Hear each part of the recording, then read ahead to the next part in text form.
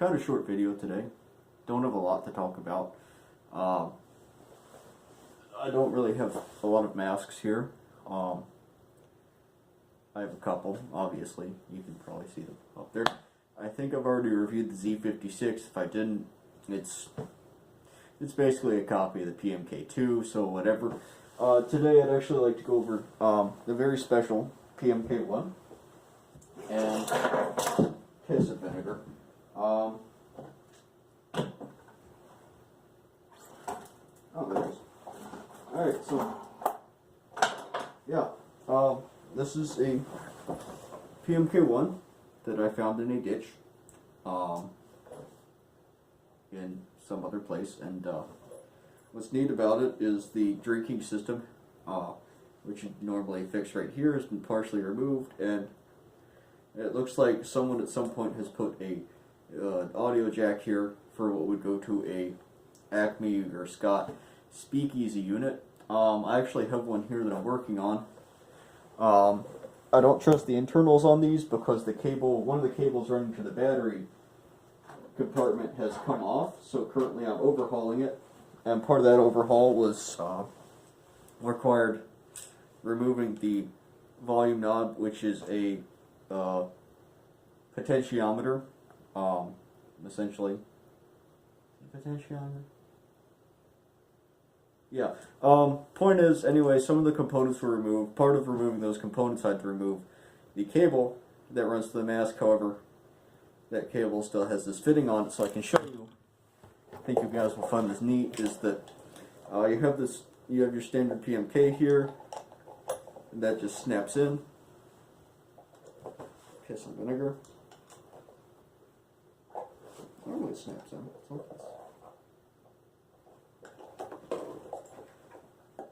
There we go. Okay, took a little bit more force than I thought it would. It's all good. See, it pops in right there, right where the drinking tube is, and now, through the use of a microphone on the inside of the mask, which I will show you here, as you can see, it is right where the drinking tube out used to be. My finger's on it right there. I don't know if you can, yeah, you can kind of see it. You have this shiny silver plate and this little black stick right there. That's the actual microphone. So Acme developed these. So basically it was an early BPU, and they were used by the Atomic Energy Commission. We've seen some examples of Russian masks that have them, and this is maybe one of those. I don't really know. Again, I found it in a dumpster or a ditch somewhere. You know, dumpsters and ditches really serve the same thing. The difference is trash goes in one and people go in the other, generally speaking.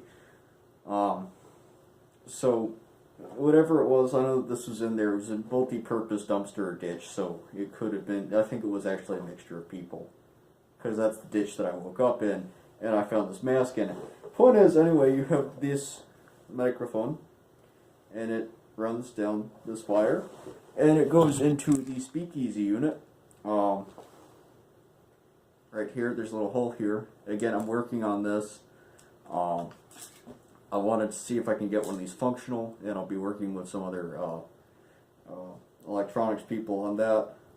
Although really it should be fairly simple. And then maybe one day in the future I can show you guys how this speakeasy unit works, either with this mask, or more likely, actually it's equally likely that it'd be this mask or a standard Acme number 6. Well, this is for the number 8, sorry, but maybe I can get one of the number 6 units working. There's speakeasies for the 6, for the 8. I have Clearview 1. A lot of Scottoramic masks, as they're called, they'll actually have a little circle on the side, and it's much like the French PMK-1 that Duke reviewed recently. There's literally a little circle, and you punch that circle out, and you can put a microphone in it. And if none of you buy that PMK-1, well, no, that wouldn't work. No. Theoretically speaking, you can speak easy anything as long as you can punch a hole in it, but we couldn't use that actual hole on the PMK-53 because that still wants you to route it up through the exhaust tubes, and this is a little stick. it doesn't. It's not physically long enough to be used in that regard. I'm not even going to try. Trying to unfold it. It's not going to show up. But yeah, that's basically it. I've got a lot of new masks coming in. Gas Mask UK was kind enough to sell me a whole bunch of interesting stuff. Some of which is going to be an absolute nightmare for Duke, but he's okay with that. And Pixel Productions 100, who apparently is making YouTube videos again, I guess. Shout out or whatever to him. He's mailing me some shit, which is good because I just mailed him like 75 pounds of crap. It cost $100 to ship from wherever I am to wherever he is, and yeah, so you better ship my shit out, because I have his address. I mailed something there. Remember that. If you're doing a sales trade, they have your address. So don't be going sales trading with people you don't want to have show up to your door.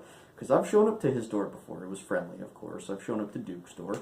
I've shown up to Retro Respirator's door. I've met a couple people, and they're pretty nice, generally speaking. There's a couple people I don't want to meet, and they probably don't want to meet me either, just because the time and effort involved in both the court litigations and the fight itself. Point being, ship my shit out, if you're shipping shit to me. If you're not, don't mail me things, first of all, because I don't know where you'll get my address, and second of all, because I ain't got a lot of room. I'm going to have to start burning stuff.